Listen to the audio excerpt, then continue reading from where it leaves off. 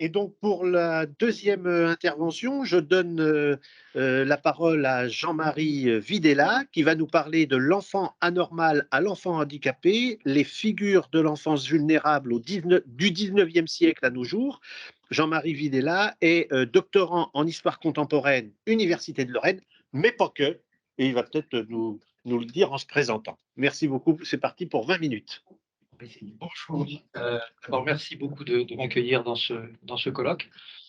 Alors oui, je suis doctorant, donc malgré les apparences, jeune doctorant en histoire contemporaine, et le sujet de ma thèse concerne les vulnérabilités sanitaires et sociales, leur métamorphose depuis la fin du 19e siècle, pardon, moitié du 19e siècle jusqu'à nos jours.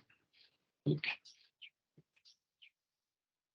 voilà, et puis il se trouve que je suis aussi membre du CNAES, le CNAES, donc le Conservatoire national des archives de l'histoire, de l'éducation sociale et de l'action sociale. Et je sais que l'Université d'Angers a un partenariat avec cette association nationale, voilà, donc, qui est une association qui travaille sur la mémoire, finalement.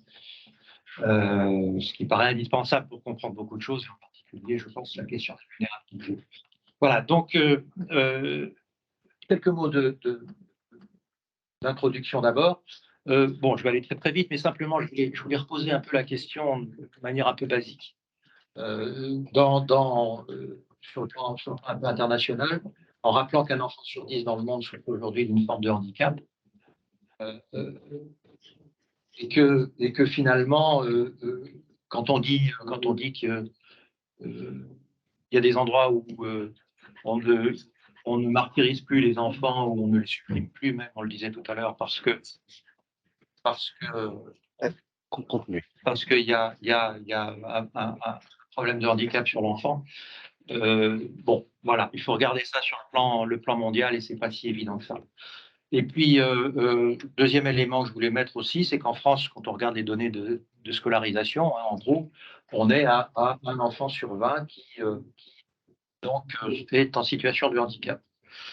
Alors, si l'expression enfant handicapé est d'un usage récent, pour évoquer la limitation des capacités physiques ou mentales d'un enfant, la question à laquelle elle fait référence me semble bien constituer un invariant qui est celui de l'enfance vulnérable.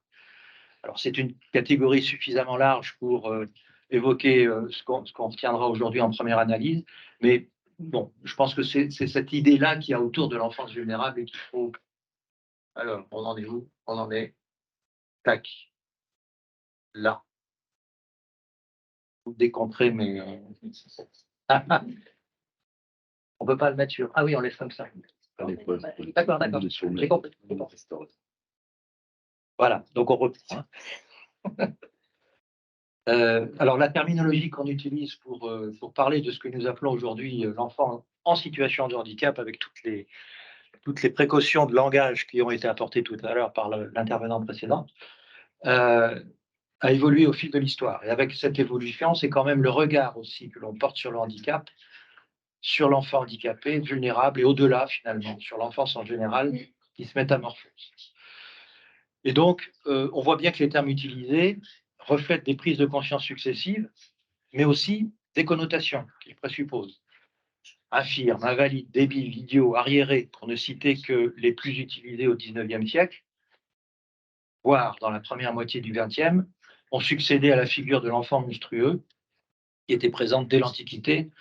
Et il faut bien garder cette filiation à l'esprit, parce que finalement, quand on dit aujourd'hui d'un enfant, sur le ton souvent humoristique, que c'est un petit monstre, on repère bien de nouveau ce vocabulaire dans le monde d'aujourd'hui, même s'il a perdu son caractère. Je vous en prie. Continuez. Donc, c'est aussi encore la monstruosité que l'on retrouve dans la littérature médicale et médico-légale des 19e et début 20e, pour évoquer les déficiences physiques ou mentales des nouveau-nés, en particulier dans les études sur l'infanticide ou les enfants conçus hors mariage ou par des parents porteurs de maladies sexuellement transmissibles. Donc, on suggère ainsi qu'il y a un lien direct entre des questions médicales et les considérations d'ordre moral, et qui justifierait l'exclusion d'une grande part des enfants handicapés de la protection légale. Alors, faire l'historiographie de l'enfance handicapée conduit notamment à réinterroger les expressions utilisées pour nommer la différence et, au travers de ces expressions, l'évolution des représentations sous-jacentes. Je vais reprendre une citation du docteur Jean-Louis Lang, qui avait pas mal écrit à une certaine époque sur ces questions-là, dans la revue Esprit des années 60, je n'ai plus le exact.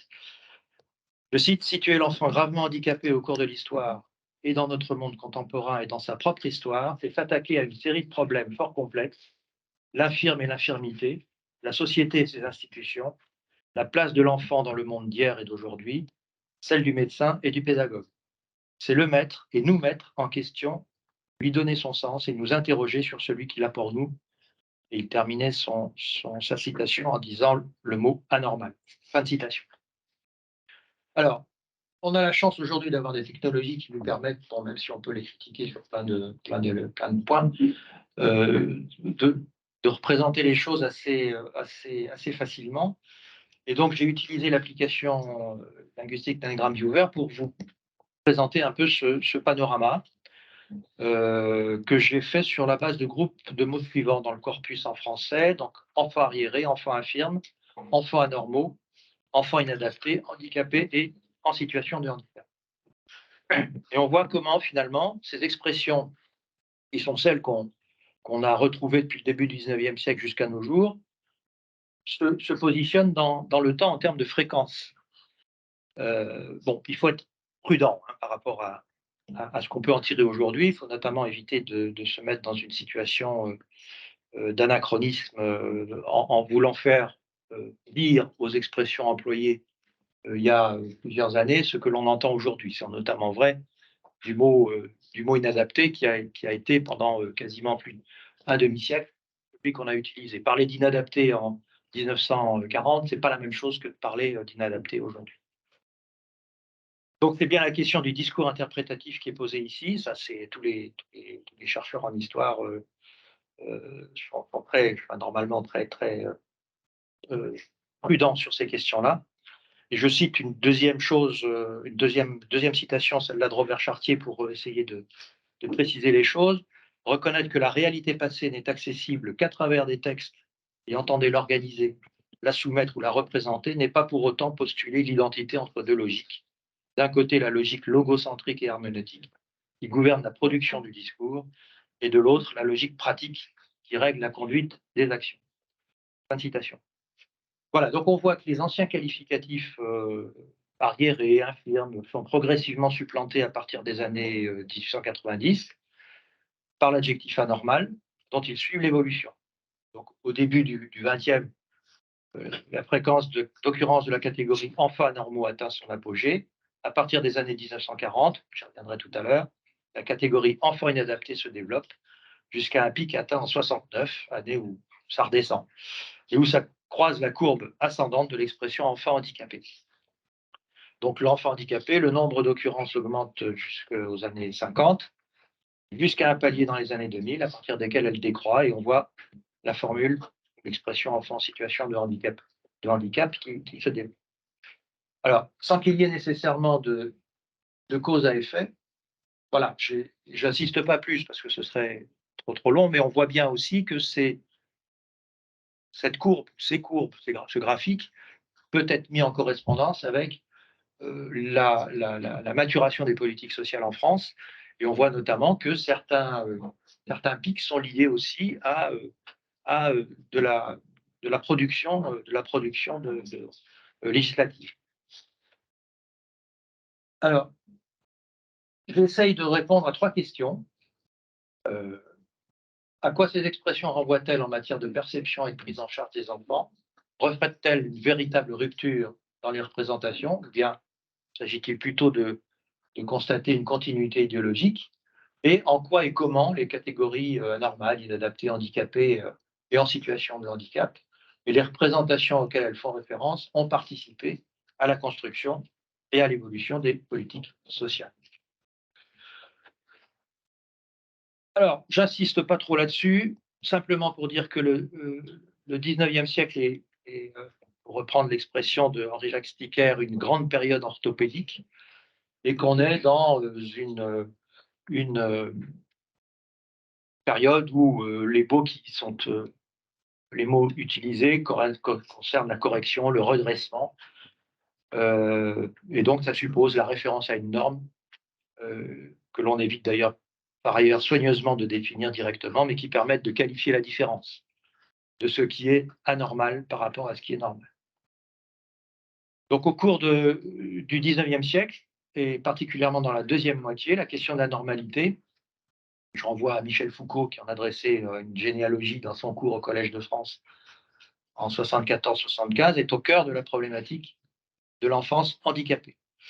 Alors, le point de départ, c'est critiquable aussi, mais bon, on va le dire rapidement ici. Il faut avoir à l'esprit les deux lois sur l'école, donc du 28 mars 82 et du 15 avril 1909. La première sur l'instruction obligatoire laïque, la fameuse école sans Dieu. Et puis la deuxième, qui est en fait la réponse, enfin, un début de réponse à la question qui s'était posée en 1882, qui est finalement, si on veut traiter l'école obligatoire pour tous les enfants, qu'est-ce qu'on fait des anormaux? Et donc, il faut engager un dispositif autour des classes de perfectionnement. C'est ce que la loi du 15 avril 1909 avait comme objectif. Donc, on est sur l'école de tous, mais pas forcément. On est sur l'école pour tous, mais pas forcément l'école de tous. Donc, les anormaux pédagogiques, donc cette période-là est aussi une période où on commence à réfléchir un peu à la classification, à comment on essaye de classifier, de définir, notamment parce qu'il y avait cette question de l'école. Et donc, comment, au travers de l'école, on peut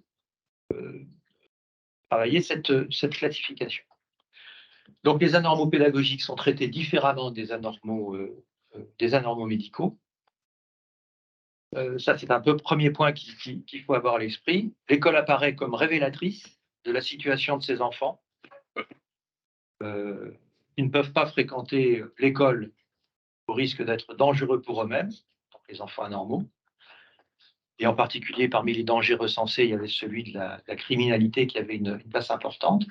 Donc l'école apparaît comme révélatrice de la situation de ces enfants de l'entre-deux, entre internement, soit de nature médicale ou pénale, et hôpital, et qui étaient, avant l'instruction obligatoire, frappés d'invisibilité sociale. Donc il faut donc classer, et pour classer, eh bien, il faut définir. Donc c'est ce à quoi s'attellent les spécialistes de la fin du XIXe siècle et du début du XXe. C'est intéressant de repérer que Monique Vial, donc, dans un article assez récent, avait recensé 77 textes publiés entre les années 88 et 1900 pour définir l'enfant anormal. Moi, j'ai refait aussi une autre approche en utilisant le site de Gallica de la Bibliothèque nationale de France pour compléter. Et sur la même période, on recense 206 livres et 582 articles de revue ou d'articles de presse qui parlent de l'enfant anormal et qui essayent d'en trouver une définition. Donc ces définitions sont divergentes, souvent contradictoires, fondées sur des critères variables. Bref, on est dans un domaine qui continue, qui reste assez ambigu. Et certaines catégories sont proposées plus ou moins larges et se caractérisent par un vocabulaire foisonnant avec pour ambition d'établir une nomenclature. Anormaux, intellectuels, sourds, aveugles, bègues, malades mentaux, instables, indisciplinés, pervers, vicieux, amoureux, enfants difficiles, délinquants. Toutes ces catégories peuvent être entièrement distinctes ou présenter des zones de recouvrement. Alors, il faut aussi malheureusement situer cette inflation de définition et de terminologie dans le courant eugéniste, caractérisé par la recherche de perfectionnement de la race humaine, qui prend un développement très important au tournant du XIXe siècle et malheureusement bien au-delà, dans le XXe. Donc, je cite simplement une phrase de Charles Richet, qui était prix Nobel de médecine en 1913, mais qu'on considère comme étant l'un des papes, entre guillemets, de l'eugénisme. Les cul-de-jatte, les becs de lièvre, les pieds-bots, les polydactyles, les hydrocéphales, les idiots, les sourds-muets, les rachitiques, les crétins étaient supprimés, les sociétés humaines n'y perdraient rien, il y aurait quelques malheureux de moins, voilà tout. Fin de citation. Il faut également relire ces citations à la lumière de l'analyse de Michel Foucault sur le rôle de la médecine et spécifiquement de la psychiatrie de la fin du XIXe siècle, dans la médicalisation de l'anormal, à travers notamment la question de la dégénérescence comme cause première de l'anormalité.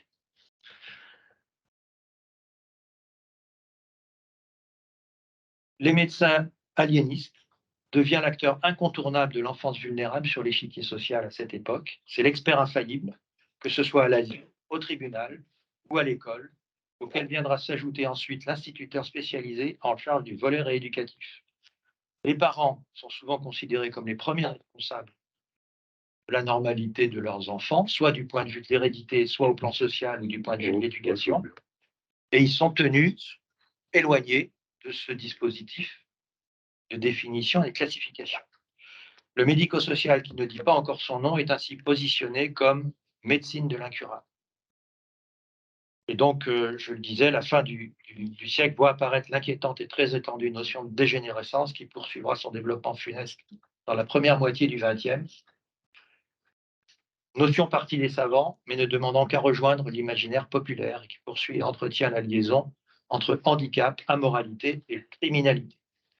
En parallèle, le monstre, qu'on a évoqué tout à l'heure, continue à faire carrière comme phénomène de foire et de fête foraine ou curiosité pseudo-médicale. Alors, les débuts du XXe siècle, donc l'expression enfant inadapté est utilisée dès les années 20 dans la littérature en lien avec la question de délinquance. L'infirmité et le handicap se détachent de la condition première de la pauvreté, de la misère et du vagabondage pour atteindre toutes les classes sociales. Ça, c'est le phénomène de la Première Guerre mondiale qui est à l'œuvre. Reviennent du front un nombre important de soldats handicapés, et donc la question de leur réadaptation doit se poser. Et donc, on voit que autour de cette prise en compte de l'infirme de guerre, donc ce regard qui a été véhiculé par l'infirme de guerre va conduire à modifier, au-delà des termes utilisés, le rapport à la normalité. Il ne s'agira plus alors de redresser, mais plutôt d'adapter ou de réadapter, mais toujours sans remise en cause d'une société normalisée et normalisante à laquelle tout le monde doit souscrire et se conformer. Donc, on sait que l'expression enfance inadaptée a été officialisée sous le gouvernement de Vichy, j'y reviendrai tout à l'heure, mais elle est repérable dès les années 20 et 30 dans le monde médical. Et dans le même temps, on trouve l'expression enfant déficient, qui est utilisée dans la sphère médicale aussi, et qui est un nouveau concept dont l'utilisation remonte aux années 20. Le qualificatif déficient vient se substituer à l'anormal ou à l'arriéré, terme qui rejette l'enfant hors de la société, soit du fait de sa monstruosité et de son anormalité, et lui retire ainsi tout espoir de promotion dans l'échelle de la société. La courte période du Front populaire est importante du point de vue du traitement de l'enfance déficiente, même si elle n'a pas pu aller au bout de la législation, mais la présence au sein du premier gouvernement Blum de Suzanne Lacore et de Cécile Brunschvig n'est pas étrangère à cette prise en compte. Les résultats concrets sont en deçà des objectifs, mais ils témoignent cependant des intentions du gouvernement d'envisager une approche plus globale, en lien avec l'amélioration des conditions sociales des classes les moins favorisées. Alors, je passe vite parce que j'ai 3 minutes. Donc, simplement pour dire que en avril 40, donc, il y a, en collaboration avec son épouse, le docteur de Parel donc, publie un livre qui est intitulé Enfants dans la brume, où il pose le problème de l'enfance entravée et de la réadaptation, parle de traînard de l'enfance et d'éclopé de l'enfance. Et il liste là aussi un vaste éventaire de la déficience qui semble ne laisser aucun enfant de côté. Alors, les beaux jours de l'inadaptation, c'est notamment la période de l'héritage de Vichy, juillet 43, première réunion du Conseil technique de l'enfance déficiente et en danger moral. C'est le moment où l'expression enfance inadaptée est officiellement retenu. Et donc, le reclassement constitue l'enjeu principal. Une nomenclature, donc là aussi, est travaillée, qui consacre la prééminence de l'analyse médico-psychologique sur la classification médico-pédagogique. Et le fait d'utiliser cette classification fait repousser les frontières de l'inadaptation pour englober les malades, les déficients, les caractériels. On a un élargissement, finalement, de ce que l'on considère comme l'enfant inadapté. Un point important aussi qu'on porte sur le regard de l'enfance à cette époque, c'est que c'est une ressource. Ça, on le voyait apparaître dès les années 40, mais à partir de Vichy, l'enfant est clairement considéré comme une ressource qu'il faut réhabiliter, d'abord pour des raisons morales d'ordre public, mais aussi pour des raisons économiques. À la Libération, donc il faut avoir à l'esprit qu'il y a une forte croissance des effectifs d'enfants à scolariser. Le système éducatif donc, est repensé dans sa globalité avec le projet Langevin-Wallon qui n'aura pas de suite concrète, mais qui va être un peu être un peu le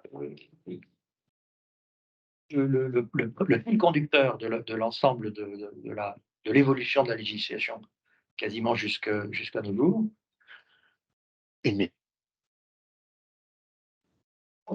Le droit, donc je passe vite puisqu'il me reste qu'une minute, je suis désolé. Oui, il y a une demande de contrôle de l'éducation nationale de l'ensemble des organismes, des institutions qui traitent de la question de l'enfance handicapée.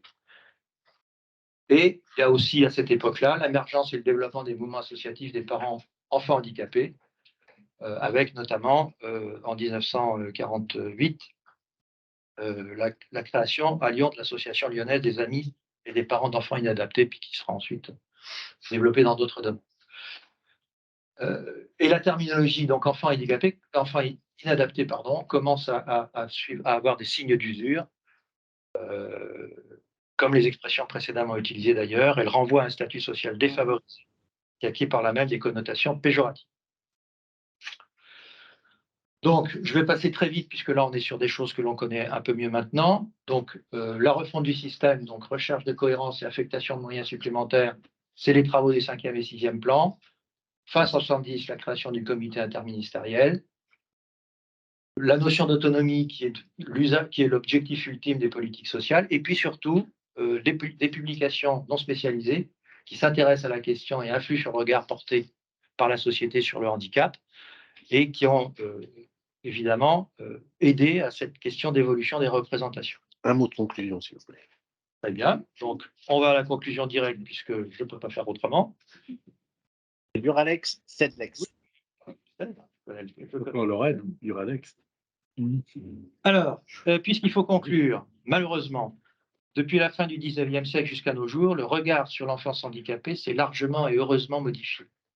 De l'enfant anormal, héritier du monstre des temps anciens, jusqu'à l'enfant en situation de handicap, caractérisé d'abord par sa relation au milieu. L'évolution du vocabulaire utilisé est révélatrice de ce changement. La tare personnelle, souvent considérée comme héréditaire, reflet de la punition divine, odieux visage du péché, s'est progressivement retiré au profit d'une approche plus raisonnée, plus experte, dont l'obligation de l'instruction laïque a été l'un des facteurs déclenchants. De la fin du XIXe siècle jusqu'à nos jours, les définitions retenues ont précisé les contours de l'enfance handicapée dans un vaste mouvement d'inventaire de la déficience, se faisant succéder les approches médicales, écologiques, médico-pédagogiques, médico-sociales et environnementales. Pour autant, les termes employés indiquent plus une continuité idéologique qu'une véritable succession d'approches différenciées, et il semble que persiste toujours une part d'anormalité, voire de monstruosité dans l'inadaptation, jusqu'au changement radical des politiques sociales apportées par le législateur en 1975. Ce n'est pas seulement un changement de vocabulaire, mais bien un changement de paradigme auquel on a assisté, faisant passer l'enfant en souffrance physique ou mentale de sujet subissant à sujet désirant. Les efforts de classification, s'ils permettent une approche raisonnée et experte, ne peuvent embrasser la grande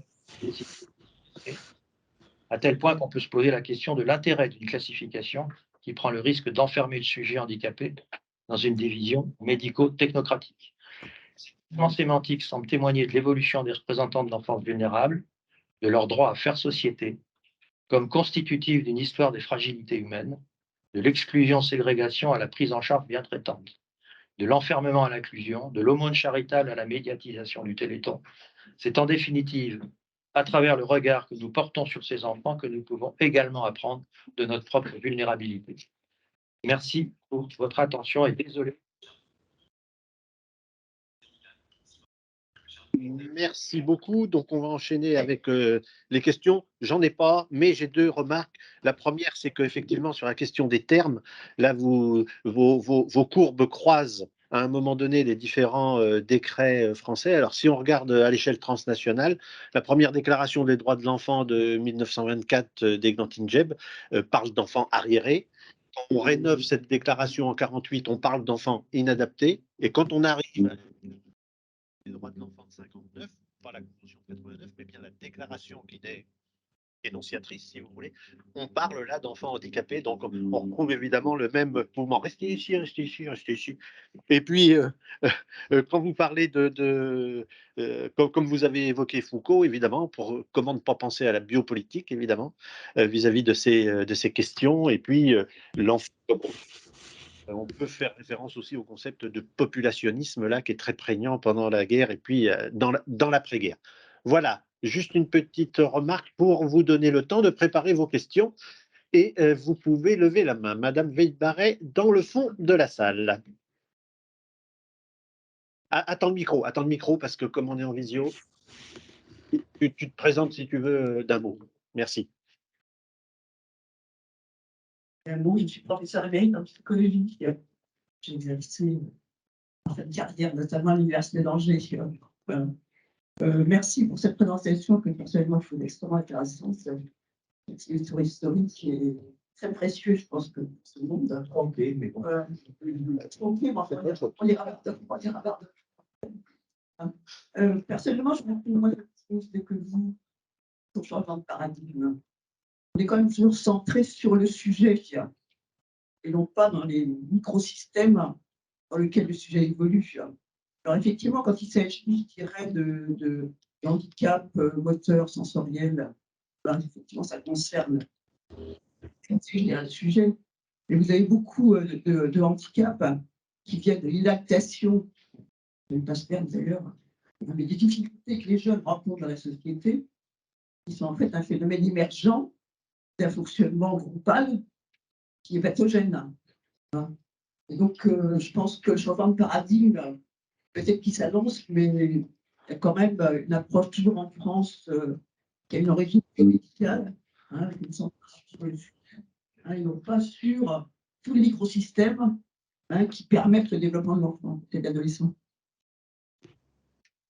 Oui, merci pour votre intervention. Cette question du handicap, c'est finalement la question du handicap social que vous évoquez, me semble-t-il, et qui a été abordée, si j'ai bien compris, qui a été abordée notamment dans le cadre de la révision de la classification internationale. C'est pas un handicap social, c'est un dysfonctionnement du microsystème.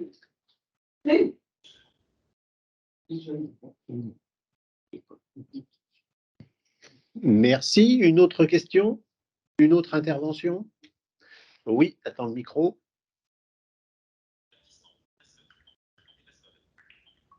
Moi aussi, je suis historien, je m'appelle Gilles Breguin. Et moi, ça m'a beaucoup intéressé. Du coup, j'avais deux questions, mais c'est plus des précisions. Comment vous interprétez le traitement différencié des enfants aveugles et sourds qui, eux, ne bénéficient pas de la loi de 82 et les enfants arriérés qui, eux, vont bénéficier d'une instruction publique, laïque, obligatoire, alors que les aveugles et les sourds n'en bénéficient pas et en fait sont massivement scolarisés dans les écoles congréganistes.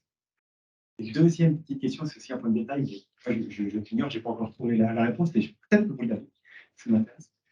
Vous parlez du basculement et de la prise en charge par l'éducation nationale. Et moi, je ne sais pas en quelle date ça s'est fait, quelle loi a opéré cette prise en charge par le ministère de l'Éducation nationale de l'ensemble des catégories, et notamment les enfants aveugles et sourds, qui n'étaient pas pris en charge par l'éducation nationale jusqu'au moins jusque dans les années 40.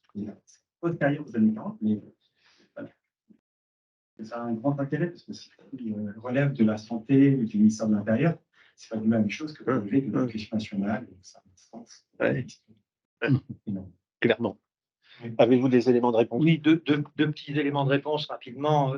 Sur la question de la non-intégration des aveugles et sourds dans le dispositif, dès le départ, ça a été considéré comme étant à part, finalement. Et vous l'avez bien dit, relevant finalement de tout ce qui est les organisations congrégationnistes, pardon.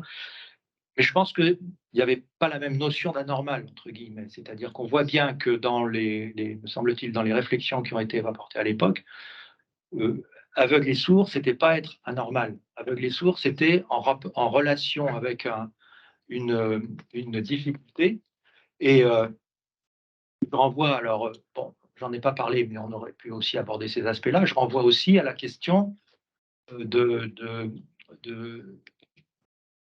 la chrétienté, c'est-à-dire qu'en fait, l'aveugle et le sourd, dans notre approche chrétienne, c'est même un peu vrai d'ailleurs dans les autres religions du livre, c'est quelqu'un qui est considéré comme n'ayant, c'est la phrase, ils ne voient pas, ils sont aveugles, mais ils ne voient pas, ils n'entendent pas, etc.